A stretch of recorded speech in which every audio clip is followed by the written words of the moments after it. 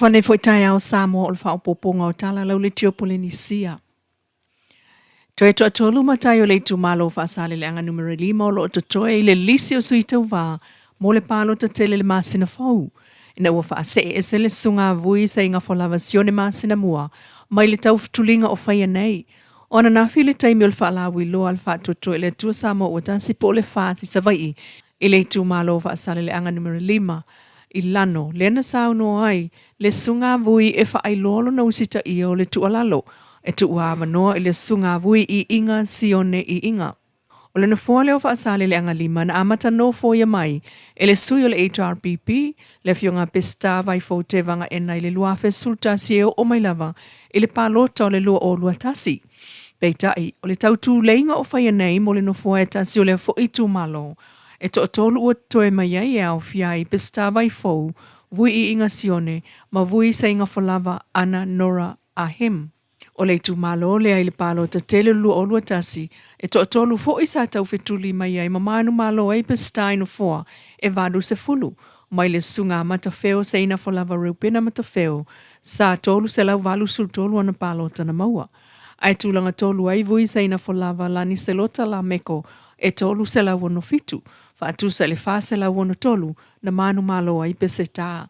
O le tu malo leo fa sa le anga numero 5 lan palo ta tele lu o lua tasi. Sana o le afe lua se lau sul tolu na tangata palo ta sa faya le filfilinga molo la to fai pule. Peitai, o le fata o sanga mulmuliane, o le tasi pe lua i tu malo savai i o mingia mai i upolua la to tangata palo ta. Masi iti ai fai numero tangata palo ta i tu malo. E pe o vai maunga mawhaleata talu le tula fono le palota o le tangata i le mea o nofo mauai po ono o matai ei foi. Ai o le whaalawi loa a le whaasi sa la whaile mai o sanei lea ua tō e se ai leisi ala tau sui tau wā le sunga vui maa sina mua. O le aunga lava ina ia tele se awa noe manu malo ai le lato vainga wha upu whai mai sui le HRPP le ufai tau tau sanga o sa whai le no fua o le tu malo. E whai tau se laule tunu una pāti pati al whaalau ilo alo i alwaing wha upu whai FOU.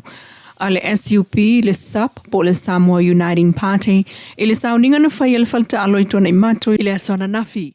O le vainga wha upu whai FOU le o whanau mai na ua ta apel whai ngā malo, a le wha atua i le tua Samoa ua tasi po le FAS, ma o ese ai le toa se fulu lima e au fia i le fiongan pā le mia masa vainga o minister, ma sui minister sa o la tō langlongo ina le wha moe lea, ua tula i mai ai le la tau vaenga wha upu whai. Wa mōli mawina i le so, le Samoa Uniting Party. Peitai wa mōli mawina i le so la la tau tāpenanga mōli whai ngā pālota te lea Samoa.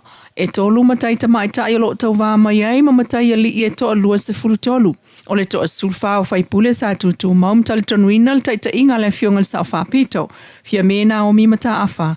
Le ua wha o popo ne i ai maisi tamali i longa maisi fo i tu malo le tunu. Peitai, o le au lātou awe le whaataua i le soifua maloloina o i tūtau ia o onga o fola le a onga fua o whanau mai le onga whaataitai o Atuli University.